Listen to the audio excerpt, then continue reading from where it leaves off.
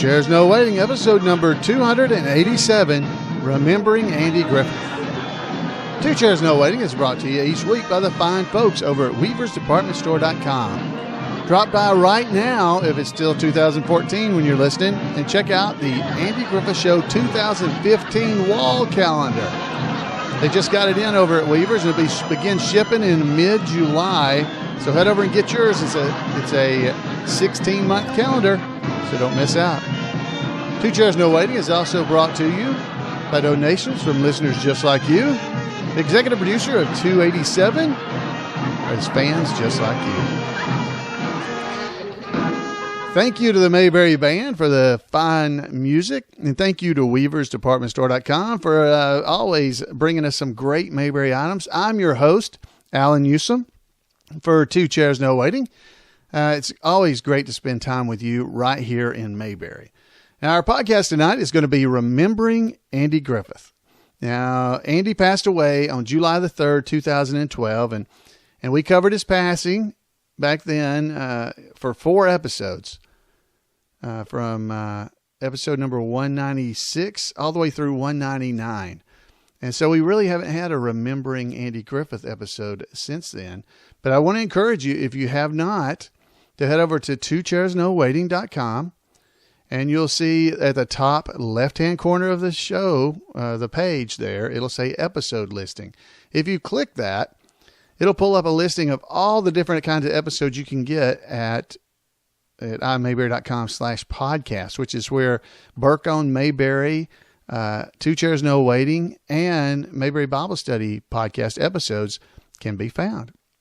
So head over there and check it out. And if you go there, like I said, look for episode number 196 through 199 of Two Chairs No Waiting, and you'll be able to hear everything we talked about Andy at the time of his passing. Now, since then, we haven't really said a whole lot about Andy because, so much was said then, and not just by us, and it was just by America in general, people all over the place. Andy was loved by so many, and it was shown by the outpouring of comments by the media, as well as, normal folks like you and me. So I never really felt like there was really a whole lot left for me to say about Andy, because there was so much said at the time. But I really felt like it would be, a disservice to not try to talk a little bit about Andy, since we're experiencing the anniversary of his passing in just the last few days. So let's go into that just a little bit. So Andy Griffith was born on June the 1st, 1926. He passed away, as I said, on the 3rd of July, 2012. Now, his name was Andy Samuel Griffith. Now, so often we hear him referred to as being Andrew Samuel. Now, on the Andy Griffith Show itself, he was Andrew Taylor. Yeah, that was his name, was Andrew. But his real name was Andy Samuel Griffith. And, of course, we know he was a television actor and producer. He was also a Grammy award-winning Southern gospel singer and writer. He was also a Tony Award nominee for 2 different roles and gained prominence in his starring role for director Elia Kazan in the film A Face in the Crowd back in 1957. And that was, of course, before he became better known for his television roles playing lead characters in the 1960 through 68 comedy that we all love, The Andy Griffith Show. And then again in 1986 through 1995 in a legal drama that you may have heard about called Matlock.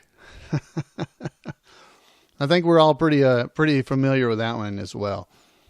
Now, Andy was born in Mount Airy, North Carolina. He was the only child of Carl Lee Griffith and his wife Geneva, and her last name was Nunn, N-U-N-N. By coincidence, Andy was born the same day, June 1st, 1926, the same day as motion picture icon Marilyn Monroe. Didn't know if you knew that. That's something that I found out a few years ago, but sometimes people have never heard about that. As a baby, Andy lived with relatives until his parents could afford to buy a home. With neither a crib nor a bed, he slept Get this. He slept in a dresser drawer. That's right. He slept in dresser drawers for several months. I got to assume the drawers were open and they put him in there and it kept the baby in the location. That's just my guess. I mean, I just don't know, but it's hard for me to believe that any other way he could have been done that.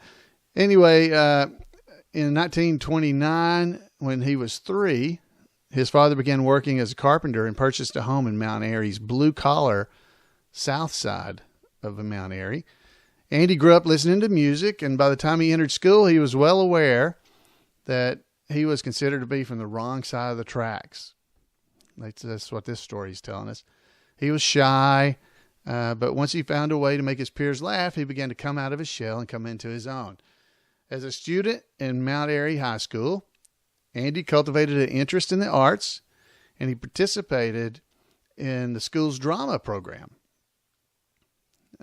Growing love for music, particularly he liked swing music, would change his life. Andy was raised a Baptist, and he looked up to Ed Mickey, a minister at the Grace Moravian Church, who led a brass band and taught him to sing and play the trombone. He nurtured Andy's talents throughout high school and until graduation in 1944. And Griffith went on and delighted his audiences, his roles as Lost Colony at Roanoke Island. He attended North Carolina. Everybody knows this, I think. North Carolina in Chapel Hill. He attended it. He graduated with a bachelor's degree in music in 1949. He began in college studying to be a Moravian preacher. But he changed his major to music and became part of the school's Carolina Playmakers. At North Carolina, he was president of the North Carolina chapter, North Carolina UNC, I guess, University of North Carolina chapter of the Phi Mu Alpha Sinfonia. I'm sure I said that completely wrong because I don't know how you say it, which claims to be America's oldest fraternity for men in music. All right. So anyway, we know about a lot of this stuff, and I know you guys have heard these stories. And like I said, there were so many things done back in the day, or back when he passed away. All kinds of political cartoons were drawn, and it's just amazing to me the number that were put together when Andy passed away. There was, it was just an outpouring of America showing respect for Andy when he passed away. So it was a surprise to me when I was able to run across something recently that I had not seen. You guys may have seen this, and maybe it's something I did see back then. I don't have as good a memory as I used to have, but I found this article. It was in the Denver Post, and it's by Joanne Ostrow. I hope I said her name correctly. I wrote to her just recently to ask her if I would be able to use this in the podcast. She said, sure, go ahead. So I thank her very much for this. She is the Denver Post Television Critic, and this was written back on the 7th of July in 2012. And here's the title of the story. Andy Griffith's Denver-based daughter, Dixie, reflects on life with Dad. So you guys may know that he had 2 children. One was Dixie, and the other, her name was Dixie Nann, N-A-N-N, Griffith. And the other was Andy Samuel, they called him Sam Griffith Jr., and he has since passed away. Both of these children were adopted children, but not that it matters, but I just thought you might want to know that. So let's hear a little bit about this. Now, this is Dixie Nann Griffith. People always ask Dixie Nann Griffith, the daughter of the late beloved actor Andy Griffith, whether her father was like Sheriff Andy Taylor. While the actor was an icon to millions for his role as Mayberry's wise and gentle sheriff, to longtime Denver resident Dixie Nann Griffith, quote, he was just my dad, end quote, she said repeatedly Friday. Andy Griffith died Tuesday at the age of 86 in his home in Manio, North Carolina. To his daughter, the outpouring of grief and inquiries from media outlets internationally was difficult to handle. Quote, Tuesday was very surreal to me. I had the TV on. There was part of me that really didn't believe this, even though I knew Dad had been ill for years, Griffith said. For the millions of his fans and people who loved him, he represented something else. But he was my dad, end quote. Griffith, Dixie, who has always maintained, or this is Andy, who's always maintained his family's privacy, finally turned off the TV and the phone and left town for the day. Dixie did. But the calls kept coming. Quote, so many people wanted to be a part of him. It goes back to the time when his show was on.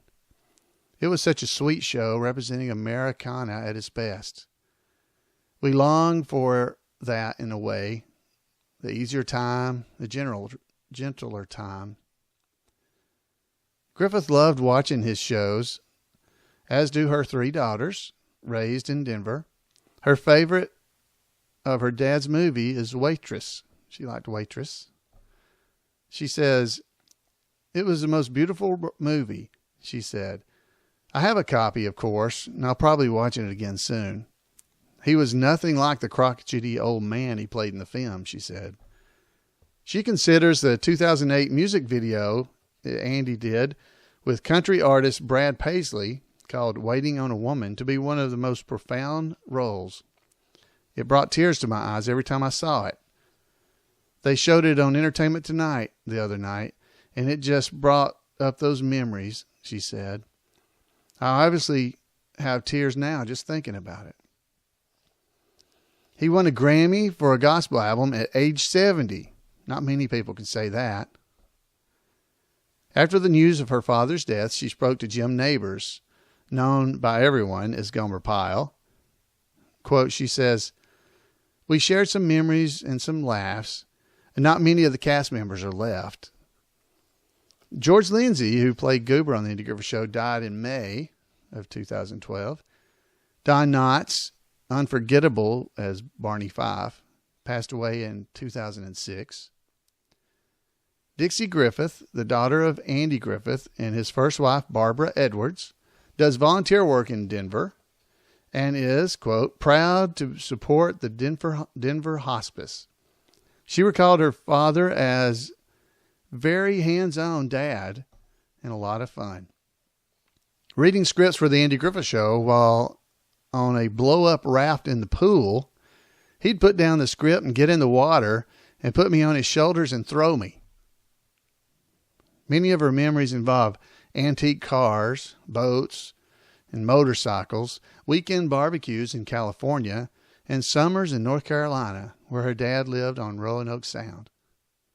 He'd make us wear one of those old-timey caps in the rumble seats of his antique cars, she said. When she was 12, her parents divorced, and she went to live with her mother.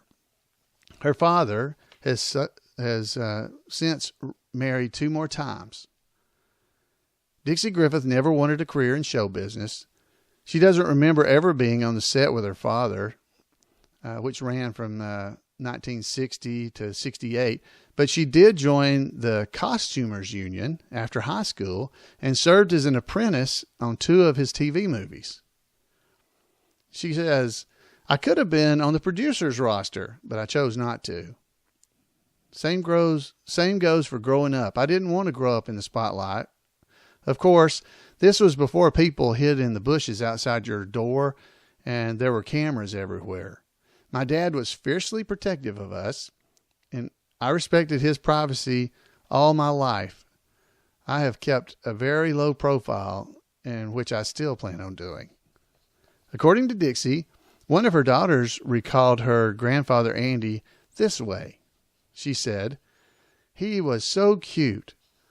I loved his adorable Southern accent. He was so generous and he spoiled us. She demurred on the subject of when she last saw her father.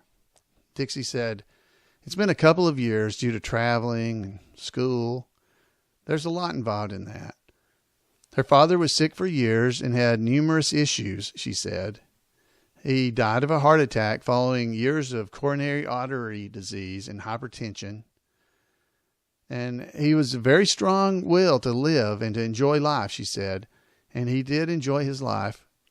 One of his favorite things to say when I'd share news of the girls was, "Well, isn't that grand?" Those words came to me the other day, and that sums it up. He was grand, and it was grand. So there's a story about Andy's daughter, Dixie, which I have rarely found anything about her. So hope you guys enjoyed that. I want to thank Joanne Ostrow from the Denver Post Television Critic for allowing us to share that with you, because I'm always looking for new things here for the podcast that you might not have heard or might not have known about. And for me, this was one of them. You may have heard it, but I hope you enjoyed it. It's kind of neat to hear just a little bit of an insight into Andy, because he was so private that it's always a challenge, I think, for us to find new information about him as we go along. So, folks, I hope you did enjoy that, and you'll be able to join us again here on Two Chairs No Waiting. Until then, I'd like to hear from you. Give me a call at 888-684-8415 or drop me an email at floyd@imayberry.com. Until next time, folks, head over to twocairsnowaiting.com and check us out and listen to the other stuff about Andy and Don and Goober and everybody else. And just have a great Mayberry week. And we'll see you next week right here in Mayberry. Good night, everybody.